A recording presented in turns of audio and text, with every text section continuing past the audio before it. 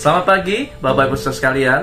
Hari ini kita melanjutkan renungan kita yang hari kedua dalam menjalani Prapaskah.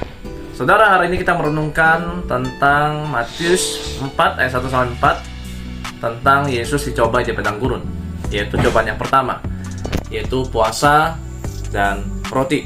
Nah saudara, 40 hari 40 malam setelah Yesus berpuasa, kondisi Yesus yang begitu lapar, maka kesempatan itu digunakan oleh iblis untuk mencobai Yesus. Karena iblis tahu bahwa timing yang tepat adalah pada saat Yesus sedang kelaparan. Maka coba pertama adalah dia ingin meminta Yesus mengubah batu-batu menjadi roti.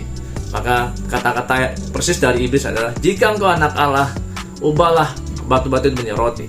Nah saudara, Yesus menjawab bahwa manusia hidup bukan dari roti saja, tapi hidup dari firman yang setiap keluar dari mulut Allah. Nah saudara, mengapa Yesus menolak permintaan iblis?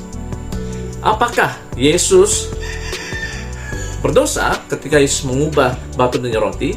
Apakah Yesus bersalah ketika Yesus memakan roti itu? Tentu jawabannya tidak. Atau pertanyaan selanjutnya, apakah Yesus tidak sanggup mengubah batu itu menjadi roti?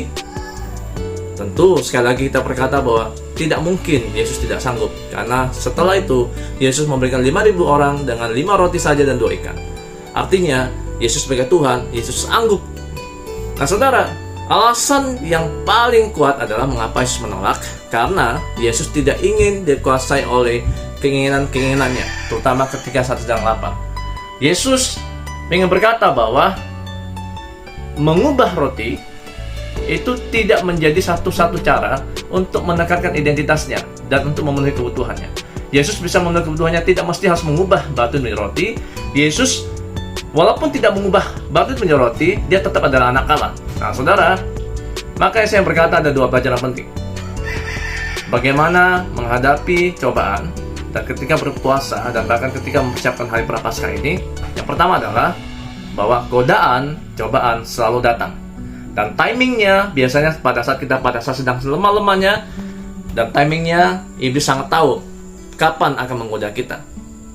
Jadi kita harus selalu siap siaga. Yang kedua, untuk menghadapi semua itu supaya kita tidak dikuasai oleh keinginan kita, kita harus dikuasai oleh firman. Seperti yang Tuhan Yesus ajarkan, bahwa manusia itu bukan hidup dari roti saja, tapi dari firman yang keluar dari mulut Allah. Artinya bahwa kehidupan kita, jaminan hidup kita, kebutuhan yang nampak ini, yang kita inginkan, itu semua itu sudah Tuhan siapkan, dan bahkan disiapkan melalui firman.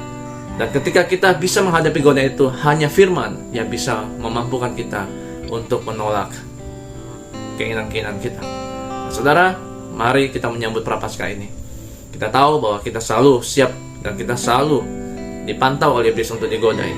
Namun yang kedua, kita siap juga dengan firman, supaya kita kuat dan kita bisa melawan keinginan-keinginan kita dan cobaan-cobaan iblis. Tuhan Yesus memberkati.